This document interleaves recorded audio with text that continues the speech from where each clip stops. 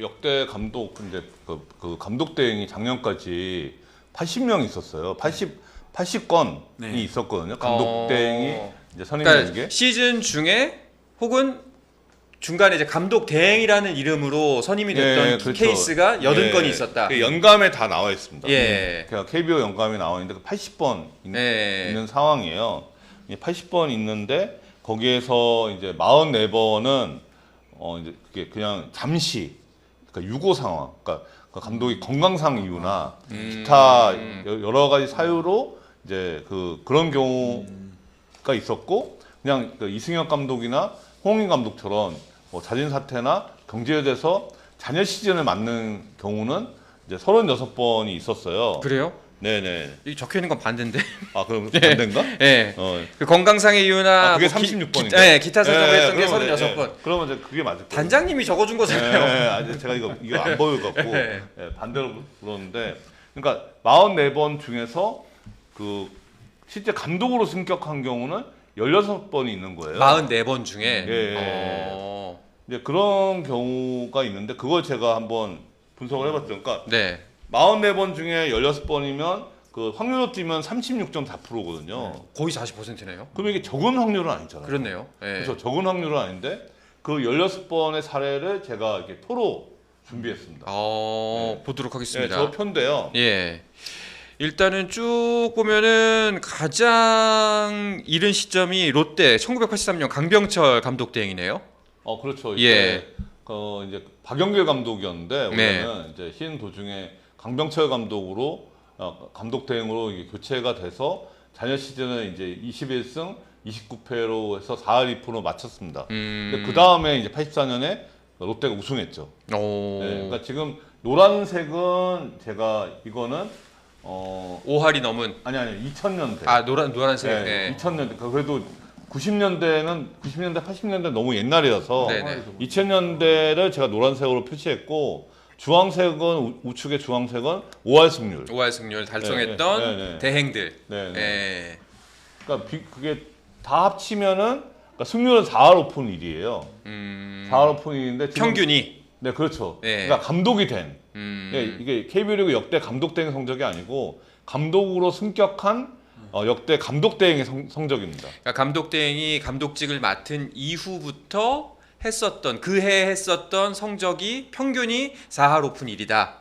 아니 그거보다 감독으로 승격한 네. 감독 대행의 그 16명의 그러니까 그해 그죠. 감독 대행 때 성적. 감독 대행 때 네, 그해. 그렇죠. 네, 그 성적인데 여기 보면 이제 주황색이 8번 있잖아요. 네. 예, 그 18번 중에 8번은 5할이 넘은 거죠. 예, 근데 지금 보면 2000년대는 이제 거의 다 5할이 넘은 거예요.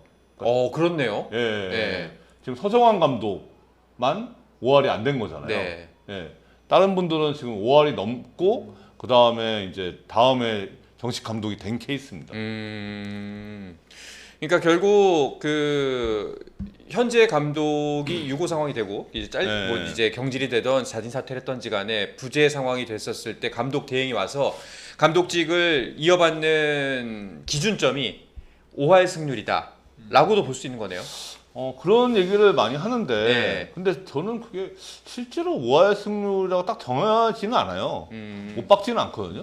근데 그게 기존의 감독보다 확실히 이제 선수를 잘 장악해서 팀을 잘 이끄느냐, 이걸 보는 거죠. 그게 막 딱 명확하게 5할이다, 이렇게 정해진 건 없습니다. 근데 그냥 결과적으로 5할이 많은 거죠. 만약에 이제 구단 입장에서나 팬 입장에서는 이 기존에 있던 감독이 뭐 기대에 못 미치니까 이게 뭐 자진 사퇴든 경질이든 이게 바뀌게 될 거잖아요. 그러면 새로 감독 대행을 하시는 분은 자기는 어떻게든 좋은 성적을 내고 싶어 하실 거고, 구단 입장에서는 이게 뭐 좋은 성적을 내서 플레이오프를 가기를 원하는 구단이 있을 거기도 하고, 어느 구단은 잘 추스려서 시즌을 마무리하거나 아니면 새로운 신인들에게 기회를 더 많이 주셔가지고 뭐 더 많은 뎁스를 키운다거나 이렇게 좀 요구하는 게 좀 다를 수도 있을 것 같은데, 구단에서 뭐 좀 어떤 포인트에 대해서 감독 대행에 신경을 써라 이렇게 요구 같은 걸 하기도 하나요? 그렇죠. 이게 방향성을 제시해줘야죠. 왜냐하면 감독은 명확하게 포지션이 있잖아요. 근데 감독 대행은 좀 애매한 위치거든요. 근데 감독 대행이 애매한 위치인데 감독 대행한테 많은 거를 권한을 위임하면 팀이 표류할 가능성도 되게 꽤 있습니다. 그래서 구단이 그 상황에서 어떤 방향성을 제시해줘야 맞다고 생각해요. 이게 감독 대행한테 뭐 이렇게 권한을 위임해서 감독 대행한테 뭐 책임을 다 떠넘기면은 그 팀이 잘 되기가 좀 쉽지 않을 것 같거든요. 그러니까 뭐 팬들이 좀 되게 걱정하는 것 중에 하나가 성적에 대한 무리한 욕심으로 쓸놈쓸 혹은 뭐 이제 뭐 선수를 갈아서 쓴다 뭐 이런 걱정도 많이 하잖아요. 그러면 감독 대행 입장에서는 지금 당장 내가 감독 대행으로 있을 때 최고의 성적을 내는 게 굉장히 큰 목표가 될 것 같기도 한데 뭐 유망주를 쓰는 것보다 지금 당장 어제 던졌지만 연출을 이제 시키고 이런 욕심도 많이 뭐 통제하기 쉽진 않을 것 같은데 그거에 대해서 그럼 구단에서는 어느 정도까지 좀 관여를 할 수가 있나요? 감독 대행한테는? 감독보다는 감독 대행한테 그렇게 개입할 수 있는 가능성이 훨씬 높죠. 네. 사실 우리나라는 KBO 리그는 감독의 그런 포지션이 상당히 좀 크거든요. 그러니까 메이저리그랑 비교하면은. 근데 감독 대행은 그렇게 명확하게 자기 그게 보장돼 있지 않잖아요. 그렇기 때문에 구단의 눈치를 볼 수밖에 없고 구단도 어떤 방향성을 구체적으로 제시를 해줘야 됩니다.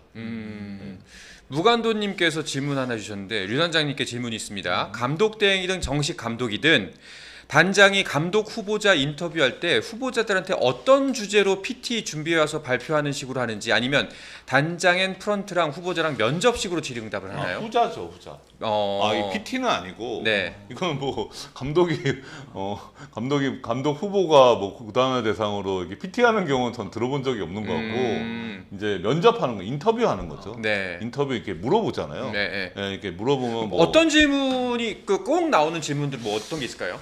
우선은 뭐 구단이나 상황에 따라 다르겠지만 우리 팀을 잘 알고 있는지 그렇지. 이거는 꼭 들어갈 것 같습니다. 네. 그러니까 우리 팀의 현재 문제점, 뭐가 문제냐 이걸 물어볼 것 같아요.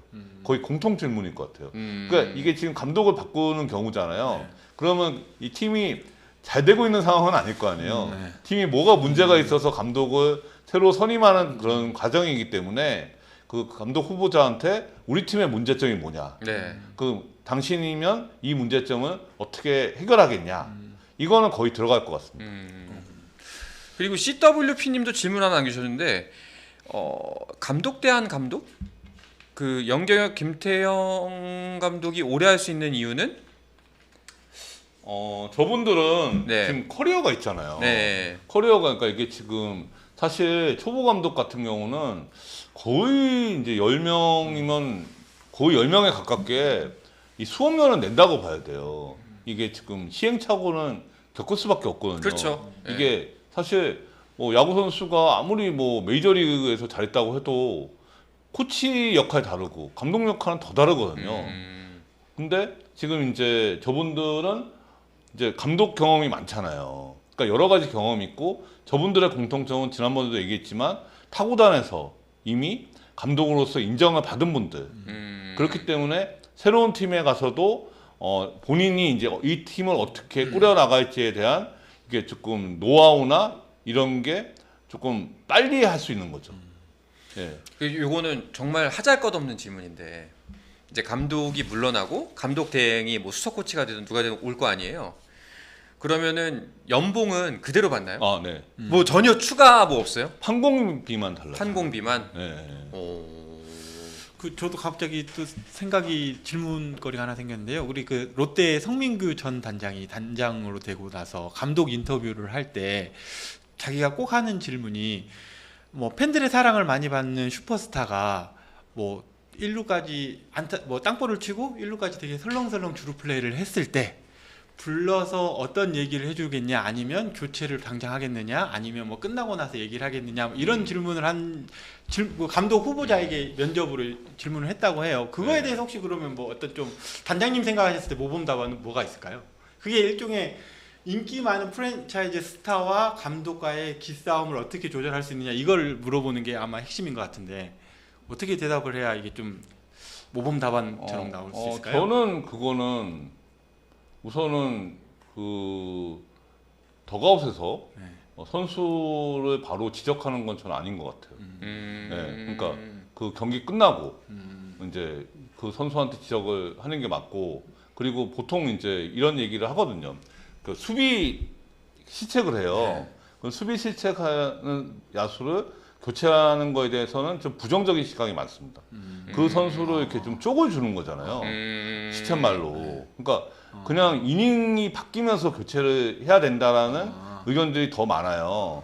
근데 의도적으로 그 선수한테 자극을 주기 위해서 이제 도중에 그러니까 이닝 도중에 교체하는 경우는 있는데, 이 선수에 대해서 이제 좀 그 감독도 선수를 좀 존중해 줄 필요는 있거든요. 이제 물론 존중을 받을 수 없는 선수도 가끔 있어요. 그럼 반대로 네. 궁금한 거는 이제 덕아웃에서 바로 그 자리에서 지적을 하는 거는 좀 아닌 것 같다라고 말씀하셨잖아요. 네, 저는 그거는 어떤 조금, 일이 발생했을 때. 하지만 네, 어떤 경우에 이 경우에는 그래도 바로 지적을 해야 된다 싶은 경우가 있을까요? 그게 너무 반복되거나, 아, 네, 사실 이 선수는 정말 문제가 있다. 네. 네, 그러니까 정말 이게 팀 전반적으로 분위기 잡기 위해서 이제 그런 경우는 있을 수 있겠죠. 그 선수가 누가 봐도 문제가 있는 거예요. 네. 네. 자, 그리고 댓글에서 주원님께서 우리 두산 베어스 조성환 감독 대행은 여러분들께서 봤을 때 평가점은 어떠하고 차기 감독으로 적합한 분은 누구라고 생각하세요? 뭐 개인적인 의견이니까 그냥 편하게 말씀하셔도 될 것 같습니다. 여러분이 우리 셋이죠? 예, 저는 잘 모르니까 예. 저는 사실은 딴 거는 모르겠고 이제 그 조성환 감독이 그래도 방송에 출연했던 적 있잖아요. 네.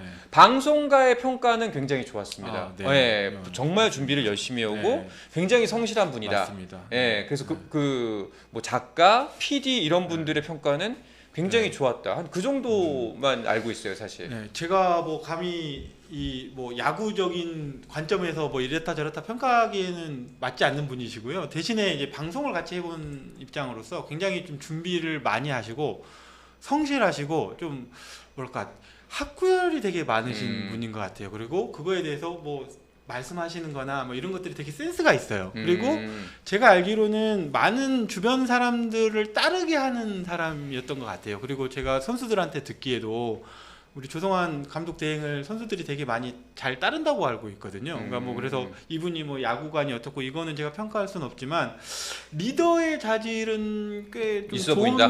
평가를 받아도 되지 않나라고 저는 생각을 하고 있습니다. 뭐 어떠셔요?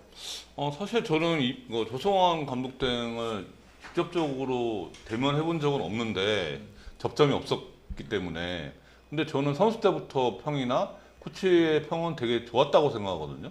그러니까 리더십 있고 강단이 있고, 네, 이제 그러면서 열정적이고 이제 뭐 그런 분인데, 뭐 해설할 때도 평은 괜찮았잖아요. 네, 맞습니다. 그러니까 감독감이라는 얘기는 야구계에 많았어요.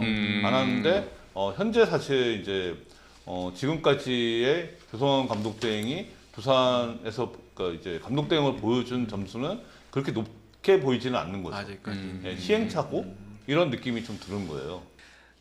그러면 그 전에 강인권 감독이나 박진만 감독처럼 정식 감독은 되지 않을까요? 라는 똑같은 질문을 또 해주셨습니다. 주원님께서. 근데 그거는 좀 지켜봐야 되지 않을까요? 아직까지는 판단을 내리기가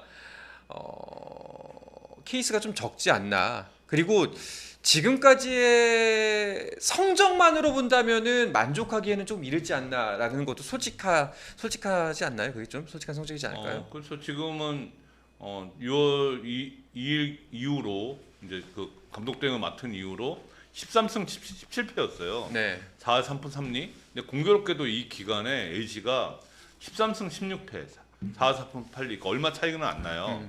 그러니까 썩 좋은 성적은 아니지만 그래도 나쁘지도 않다.